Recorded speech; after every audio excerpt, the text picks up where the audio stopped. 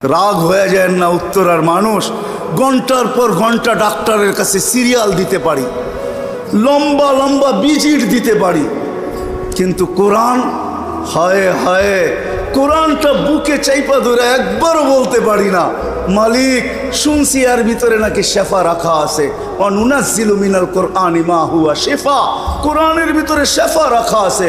ও মালিক তোর কোরআন শেফা দিয়া করবে তো করবেটা কি? তোর কোরআনের শেফার প্রয়োজনটা কি? আমি আরোগ্যতা চাই, আমি রোগে ভরা, আমার আরোগ্যতার প্রয়োজন। ও মালিক কোরআনেরটা আমার ভিতরে ঢুকায়া দে না। একজনও তো এই মজমায় নাই। রাগ হয়ে গেলেন আমার কথায়? একবারও তো আজ পর্যন্ত কোরআনটাকে বুকে চাইপা ধরা এই কথা বললাম না যে মালিক কোরআনের শেফা আমার ভিতরে দিয়া দে, আমি শেফা চাই। আমাদের জন্যই তো দিছিলেন। তো কোরআনের মহাব্বত, আলেম ওলামার মহাব্বত সত্য এটাই।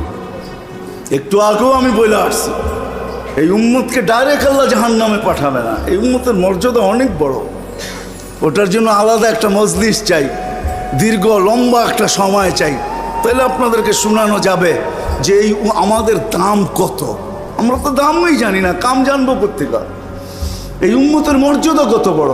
এই উম্মতকে ডাইরেক্ট জাহান্নামে পাঠাবে না আল্লাহ, ফয়সালা হবে, কিন্তু আল্লাহ বলবে না। যেমন আসামি ধরা হয় প্রথমে থানায় নেয়, তারপরে কোর্টে চালান দেয়, এই উম্মতকে ডাইরেক্ট পাঠাবে না, এক রাস্তায় নিয়ে দাঁড় করায় দিবে। ওই রাস্তা, যে রাস্তা দিয়ে এই হক্কানি আলেমরা জান্নাতে যাবে। যখন ওইখানে যাবে তো আল্লাহ সবাইকে বলবে যে যাকে চিনো ধরো। তখন যে যাকে চিনবে তাকে ধরবে। হুজুর কোথায় চললেন? জান্নাতে। ফয়সালা হয়ে গেছে। আমাদের তো দুযোগে হয়ে গেছে। আপনাকে তো চিনি, দুনিয়ায় পরিচয় ছিল, পরিচিতি ছিল, উঠা বসা ছিল, আসা যাওয়া ছিল, খাওয়া দাওয়া ছিল, চলাফেরা ছিল, ভালোবাসা ছিল। আমাদের জন্য একটু সুপারিশ করেন। শুনছি আপনারা নাকি সুপারিশ করলে আল্লাহ গ্রহণ করবে। কেননা সুপারিশকারী তিনজন, নবীরা, ওলামারা এবং সুহাদারা, শহীদরা, তিন স্তরে তিন ব্যক্তি সুপারিশ করতে পারবে। আমাদের জন্য একটু সুপারিশ করেন। কসম খোদার আজকেও ওলামায়ে কেরাম আমাদের হিতাকাঙ্ক্ষী, যদিও আমরা ভাবি না। আমরা আপনাদের হিতাকাঙ্ক্ষী, কসম খোদা। আমি দুনিয়া ঘুরে বলতেছি আপনাদেরকে, বাংলাদেশের আলেমরা হিতাকাঙ্ক্ষী, তার চেয়ে বড় হিতাকাঙ্ক্ষী কেউ নাই। আপনি জানেন না হাজারো আলেম রাত্রে ঘুমের থেকে ওঠে, যাদের ঘুম হয় না ঘুমের থেকে ওঠে আর মুসল্লায় যায় আর চিৎকার দেয়, সবকো সোনে মে মজা হামে রোনে মে মজা। সারা দুনিয়ায় ঘুমে মজা পায়, আমরা কান্নায় মজা পাই। আমি হাদিসে কুদসি দিতেছি, আল্লাহ নিজেই বলছেন লাউলা মাশাইখা রুক্কা, এই আল্লাহওয়ালারা যদি না থাকতো লাজালতুস সামা হাদিদা ওয়াল আরদা সাফসাফা, আকাশ লোহার, জমিন তামার। ওমা আনজালতু মিনাস সামাই কাতরা, আকাশ থেকে একটা বৃষ্টির ফোঁটা না। ওমা আমবাততু মিনাল আরদি হাব্বা, জমিন থেকে একটা শস্যের দানা না। বাল আনজালতু আলাইহিমুল আযাবা সাব্বা, একের পর আযাব দিয়ে আমি ধ্বংস করে দিতাম। হায় হায়, কয়েকদিন আগেই তো আফগানিস্তানে ভূমিকম্প আসছিল, ঠিক না? কত ছিল পয়েন্ট? কত ছিল? আরে বলেন না কত? 6.7 ছিল। কিন্তু এরই কয়েকদিন আগে বাংলাদেশে ভূমিকম্প আসছে ডিসেম্বরে 6.1। আমরা অনেকে খবরই পাই না, কেন ওই সময় ফজরের জন্য মসজিদে আসতেছিল। কেউ খবরই পায় নাই, খবরই পায় নাই, অথচ ওইখানে তুফান লাগায়া দিয়া চলে গেছে। আমাদের দেশ নড়ে চড়ে পড়ে না। শতবার ভূমিকম্প আসছে, কোনো বিপর্যয় হয় নাই। আমার বিশ্বাস কোনোদিন হবেও না।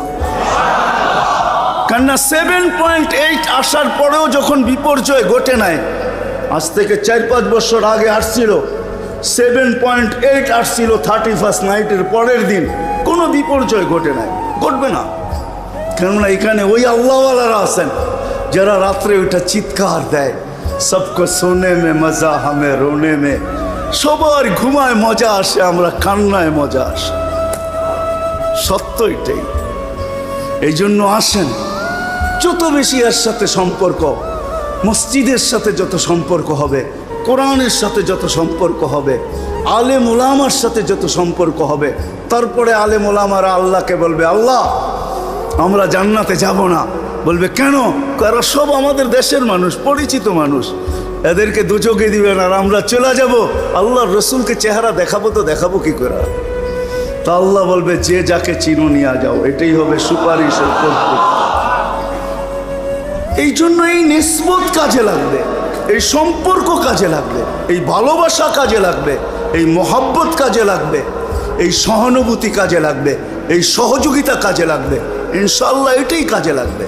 ওই দিন দেখবেন দুনিয়ার কোনো বস্তু ওইখানে কাজে লাগবে না, না বংশ লাগবে, না সোসাইটি লাগবে, কিচ্ছু কাজে লাগবে না। এই জন্য দুটা কথাই বলবো। আসেন প্রথমত ভাবি যে আমি যাত্রী, প্রস্তুতি আমার কতটুকু। খোদার কসম যদি ভাবতে পারি, হায় হায় 2 মিনিটও যদি ভাবতে পারি, তাহলে আল্লাহ আমাদের সামনে রাস্তা উন্মোচিত করবে। হয়তো এক সময় দেখব যে ভাবতে ভাবতে মাথার ভিতরে আসছে একটা চিৎকার, আসছে মুখ দিয়া। আমি হাদিসে কুদসি দিতেছি, এই উম্মত যখন ভাবতে ভাবতে ভাবে যখন যে আমার প্রস্তুতি কি, যখন নিজেকে শূন্যর ভিতরে দেখে, যে শূন্যতা দেখে, যে সামনে কোনো প্রস্তুতি নাই, আর মুখ দিয়ে একটা চিৎকার বাহির করে, চিৎকার হায়। তো হাদিসে কুদসি দিতেছি, আল্লাহর বাণী, ইয়া ফালাম্মা তায়াক্কানতা বিল বাওয়ার ওয়া যানানতা আন্নাকা মিন আহলিন নার মানাহতু ইলাইকা রিদওয়ানি ওয়াল্লাইতু ইলাইকা গুফরানি ওয়া কুলতু লাকা লা তাহজান গফারতু লাকা যুনুবা ওয়াল আওসার ওয়া লিআজলিকা সাম্মাইতু নাফসি আল আজিজুল গফফার। আল্লাহ বলে, তুমি চিৎকার দিতে দেরি, আমি রেজার চাদর দিয়ে তোমাকে ঢাকতে দেরি করি না, মাগফিরাতের ভিতরে ডুবাইতে দেরি করি না, ছুটা আইসা পিঠে হাত দিতে দেরি করি না। আর চিৎকার দিয়ে বলি, চিন্তার কোনো কারণ নাই, তোর চিৎকার আমার আরশ কাঁপায়া দিছে। তোর চিৎকার তোর কান পর্যন্ত সীমাবদ্ধ না, আমার পর্যন্ত পৌঁছা গেছে। আমি চলে আসছি, তোর গুনাহ মাফ করে দিলাম, যা, তোর জন্যই আমি আজিজুল গফফার। আসেন একটু ভাবি।